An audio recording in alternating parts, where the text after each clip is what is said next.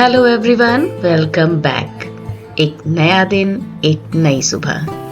कैसे हैं आप सब? आई होप आप सब बहुत अच्छे होंगे। नवरात्रि के 9 दिन कैसे निकल गए पता ही नहीं चला। इस बार तो यहाँ इतनी बारिश हुई ना, बादल गरज गरज कर बरसे हैं और ग्राउंड ना पूरा गीला रहता था। तो गरबा तो खेलने गए और कपड़े भी ना खूब मिट्टी में गंदे हुए और काम भी खूब फैला। पहले तो कपड़े धो और फिर बाथरूम में इतनी मिट्टी हो जाती थी कि फिर बैठ के बाथरूम धो। पर ठीक है, साल भर का त्योहार है, एंजॉय करना तो बनता है।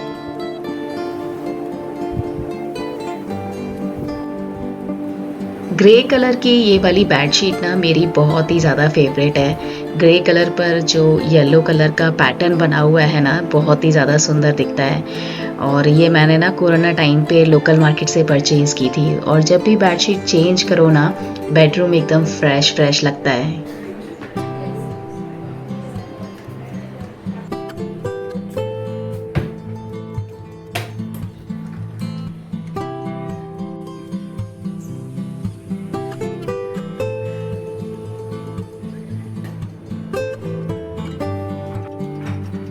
और आज मैं इस कैबिनेट को पूरा खाली करके क्लीन करने वाली हूँ। और ये क्लीनिंग मैंने नवरात्रि से पहले ही कर ली थी। और पेंट्री और क्रॉकरी यूनिट को कैसे क्लीन और ऑर्गेनाइज़ किया था, वो मैंने आपके साथ इससे पहले वाली वीडियो में शेयर किया है।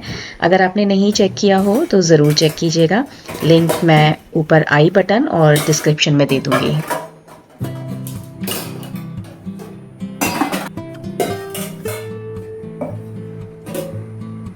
इस वाली कैबिनेट को और क्रॉकरी यूनिट को मैंने ना 2 साल पहले बनवाया था, जब मैं इस फ्लैट में शिफ्ट हुई थी। और इसमें ना 6 ड्रॉर्स बनी थी, डिफरेंट डिफरेंट साइज़ की। मतलब ऊपर की जो 2 हैं वो स्मॉल साइज़ की हैं, बीच वाली जो हैं वो मीडियम साइज़ की और सबसे नीचे वाली जो है वो बिग साइज़ की हैं। और इसी तरीके से बनवाई थी मैंने ताकि ये रिमूव हो जाए इजीली और मैंने क्लीन कर सकूं। ये देखिए, जो मैंने इसमें यहाँ पर प्लेट स्टैंड रखी है उसमें कितनी ज़्यादा डस्ट आ चुकी है। और सच बता रही हूँ, मैंने लास्ट ईयर दिवाली पे इस तरीके से पूरा खाली करके क्लीन किया था। और अब मैं 1 साल बाद, अभी दिवाली आने वाली है, तो पूरा इसको अच्छे से खाली करके क्लीन कर रही हूँ। इस तरह की क्लीनिंग तो डेली होती नहीं है। हाँ, ड्रॉर्स को मैं मंथली क्लीन करती रहती हूँ, बारी बारी से। कभी 1-2 ड्रॉर्स खाली की और फिर उनको क्लीन कर दिया। और मैंने ना कोई भी ऑर्गेनाइजर्स वाली बास्केट नहीं लगवाई थी। जैसे कटलरी और स्पून रखने के लिए एक बास्केट होती है या प्लेट्स रखने के लिए होती है, बिल्कुल सिंपल प्लेन बास्केट लगवाई ताकि मैं अपने अकॉर्डिंग, अपनी नीड के अकॉर्डिंग सभी बर्तनों को अरेंज कर सकूं और कभी चेंज भी करना हो तो इजीली चेंज कर सकूं।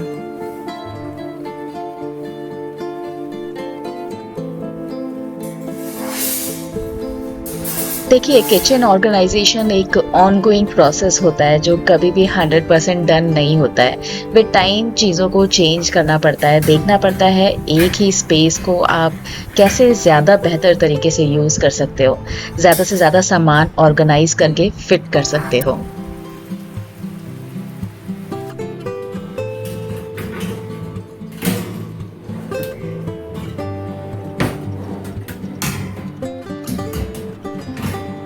हाफ पार्ट की क्लीनिंग डन, तीनों ड्रॉर्स की बास्केट क्लीन हो गई हैं। तो चलिए इनमें बर्तन अरेंज कर देते हैं। ड्रॉर्स में जो शीट मैंने लगाई हुई है, इनको मैं अपनी पुराने फ्लैट की किचन की शेल्फ्स पर यूज़ करती थी, इसलिए ये डिफरेंट डिफरेंट साइज़ की हैं। इसे लगाने से ना बर्तन सरकते भी नहीं हैं और ड्रॉर्स को क्लीन करना भी इजी हो जाता है। मेरी क्रॉकरी यूनिट काफ़ी छोटी है, सारी क्रॉकरी उसमें नहीं आ पाती है, इसलिए इस ड्रॉर में मैं कुछ क्रॉकरी रखती हूँ और कुछ ब्रास के बर्तन रहते हैं जो पूजा में यूज़ होते हैं।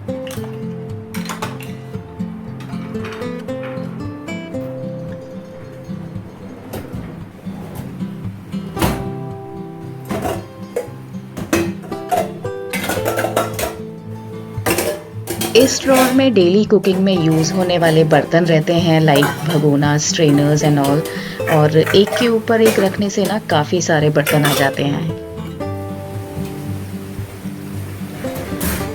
इस वाली ड्रॉर को ऑर्गेनाइज़ करने के लिए ना मैंने प्लेट स्टैंड और एक बास्केट का यूज़ किया है और प्लेट स्टैंड के नीचे शीट नहीं लगाई है क्योंकि स्टैंड बास्केट के गैप्स में ना अच्छे से एडजस्ट हो गया है, फँस गया है और उसमें लिड्स, तवा, छोटी बड़ी सारी प्लेट्स आ गई हैं और बाकी स्पेस में शीट लगाकर बास्केट रख दिया है।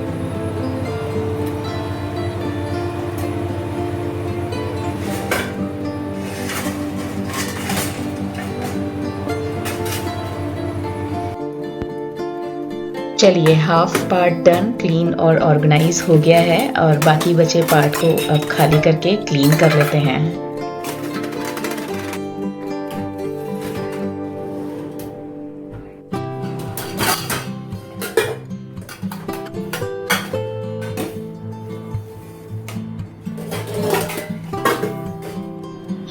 कोई भी चीज़ ऑर्गेनाइज़ करने जाओ ना तो इतना ज़्यादा फैलावा हो जाता है ना, सारी चीज़ें इतनी फैल जाती हैं लेकिन बाद में ना जब क्लीन और ऑर्गेनाइज़ हो जाता है ना सब चीज़ें तो बहुत अच्छा लगता है।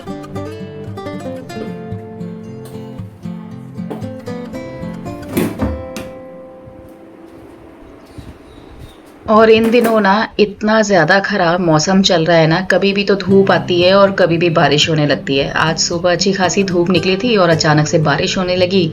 अभी फिर दोबारा धूप, तो इतनी ज़्यादा गर्मी हो जाती है ना कि पूछिए ही मत।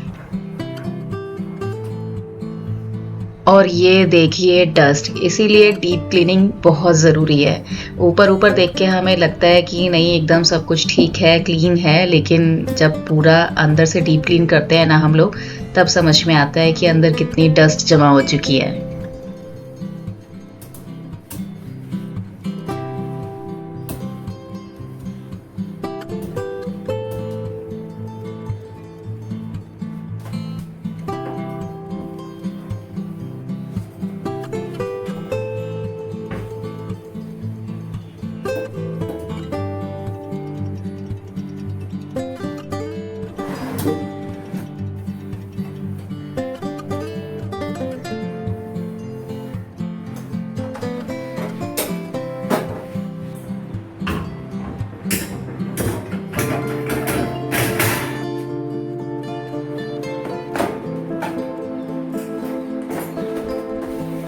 और इस वाले ड्रॉर में ना मैंने मेरी सारी कढ़ाई लोहे की, स्टील और पीतल की ही मैं यूज़ करती हूँ। उन सबको मैंने यहाँ पर एक के ऊपर एक करके रख लिया है, तो अच्छे से सारी कढ़ाई आ गई हैं। और कॉर्नर्स में थोड़ा-सा स्पेस था तो वहाँ पर ये छोटा वाला मिक्सर और दूसरी मिक्सी के जार्स रख लिए हैं। जब जगह कम होती है ना तो इसी तरीके से कोने-कोने का यूज़ करना होता है। तो देखिए थोड़ी-सी स्पेस और थी तो वहाँ पर जूसर का जार और ग्रेटर भी आ गया है।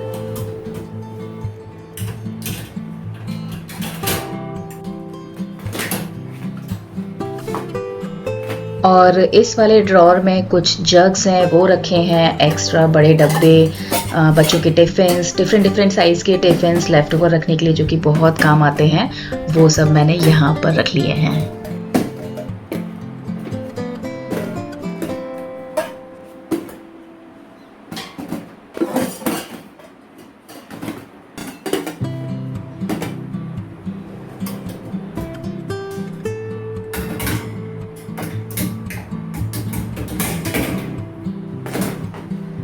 और इस ड्रॉर को ऑर्गेनाइज़ करने के लिए ना मैंने डिफ़रेंट डिफ़रेंट साइज़ की बास्केट्स का यूज़ किया है। जैसे एक में स्पून्स रख लिए हैं, तो एक में नाइफ़ और पिलर्स और डिफ़रेंट डिफ़रेंट आइटम्स जो डेली यूज़ में काम आते हैं, वो सब रख लिए हैं। बास्केट रखने के बाद जो स्पेस बची है, उसमें बिग साइज़ की प्लेट्स आ गई हैं।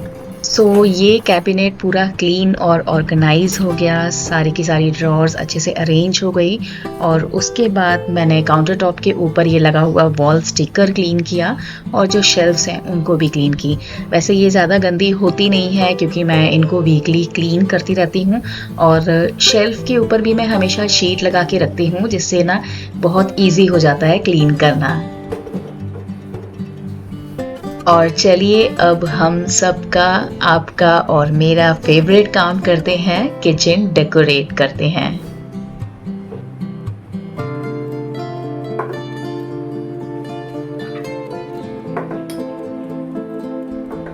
ये मग रिसेंटली ऐड हुआ है मेरी किचन में, गिफ्टेड है और मुझे बहुत ज़्यादा पसंद आया।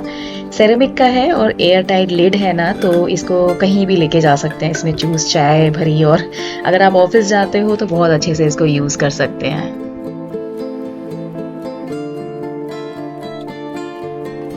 ये वाले लैंप में ना येलो कलर की लाइट वाला बल्ब लगा हुआ था, पहले आप लोगों ने देखा भी होगा मेरी किचन में। वो फ्यूज़ हो गया था तो मैंने वाइट कलर के लाइट वाला बल्ब लगा दिया। पर ना जो येलो कलर में जो मज़ा है ना, जो सुंदर दिखता है, वो वाइट कलर में नहीं अच्छा लग रहा था। तो परचेज़ करके लेके आई हूँ येलो कलर की लाइट वाला बल्ब, तो उसको मैं इसमें अब लगा दे रही हूँ।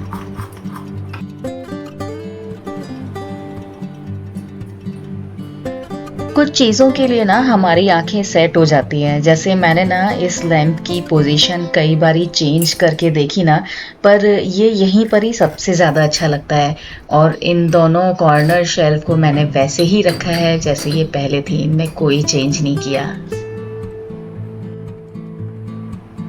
इस वाली शेल्फ में पहले ग्लास जार्स रहते थे, लेकिन अभी मैंने यहाँ भी एक ब्यूटीफुल सर्विंग सेट रखा है और इस ब्यूटीफुल बास्केट में प्लेट्स रखी हैं और साथ में एक फ्लावर पॉट। लग रहा है ना प्रिटी प्रिटी।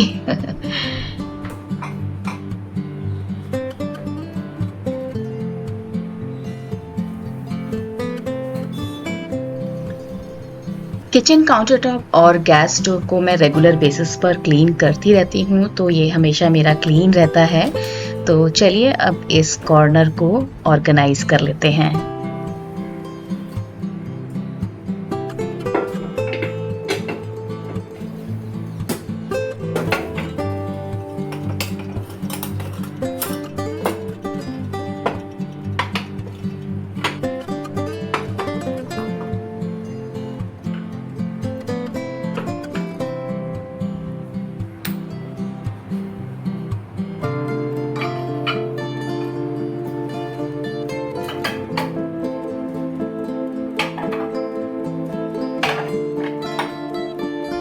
काउंटर टॉप के साथ ही यहाँ पर जो ये वुडन शेल्फ लगी हुई है ना, उस पर मैंने ये ब्लैक पेपर लगाया था। ये ऑयल प्रूफ, वाटर प्रूफ है और इजीली क्लीन हो जाता है। और इसको मैंने ना शीट के ऊपर लगाया है, क्योंकि जो लकड़ी है ना वो स्मूथ नहीं है। अगर मैं डायरेक्ट लकड़ी पर लगाती ना तो पेपर फटने का डर रहता और अच्छा भी नहीं दिखता। तो शीट पर लगाने से ना सरफेस प्लेन दिख रही है और अच्छा भी दिख रहा है। तो इसका ये थोड़ा सा पार्ट कवर नहीं हो पाया था, तो अब मैं इसको कवर कर देती हूँ।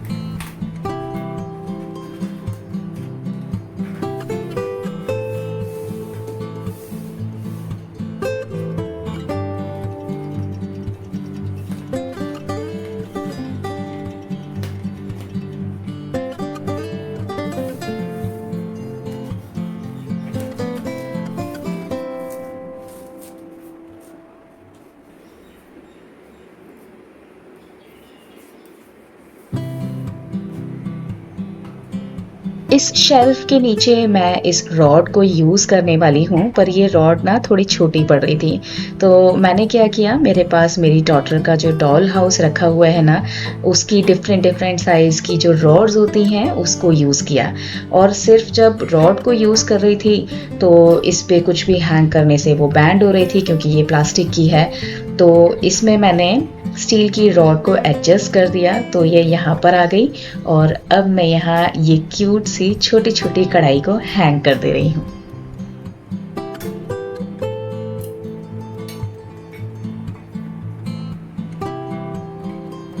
पानी का बर्तन और मिक्सर ग्राइंडर वुडन शेल्फ पर ही रहता है, क्योंकि ये ऑलमोस्ट डेली ही यूज़ होता है। और शेल्फ पर ब्लैक एडहेसिव पेपर लगाने के बाद ना ये एकदम काउंटर टॉप से मैच हो गया है और बहुत ही अच्छा लग रहा है।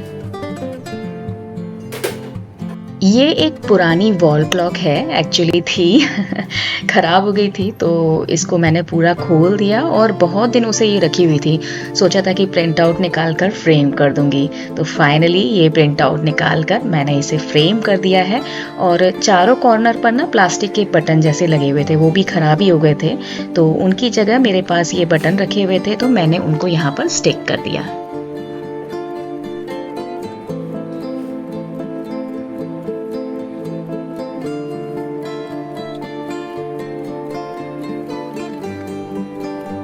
चलिए इस कॉर्नर को और प्रिटी कर देते हैं। फेस्टिवल का टाइम है, दिवाली आने वाली है, तो थोड़ी और लाइट्स ऐड कर देते हैं। तो इस स्ट्रिंग लाइट को मैं यहाँ लगा दे रही हूँ और देखिए ये कॉर्नर और भी ज़्यादा खूबसूरत लग रहा है। और लाइट्स ऑफ करने के बाद ना ये और भी ज़्यादा प्रिटी प्रिटी लग रहा है।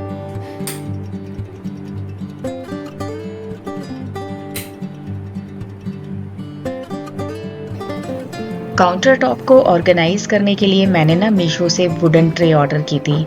ये सेट ऑफ 2 में आई है। एक को तो काउंटर टॉप पे ऑर्गेनाइज कर देंगे और दूसरी कहीं ना कहीं यूज़ हो ही जाएगी।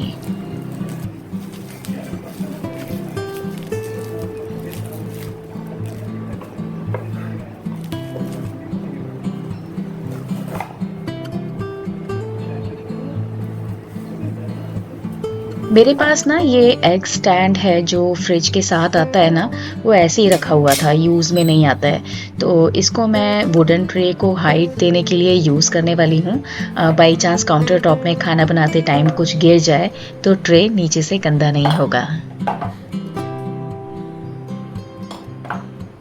और इस कॉर्नर पे रख दिया है मनी प्लांट।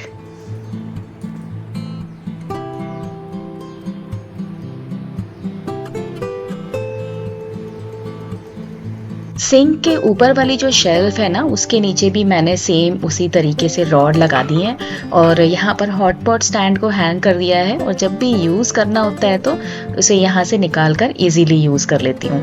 और यहाँ चॉपिंग बोर्ड को वॉश करने के बाद हैंग कर देती हूँ और जब ये सूख जाता है तो इसे स्टैंड पे रख देती हूँ।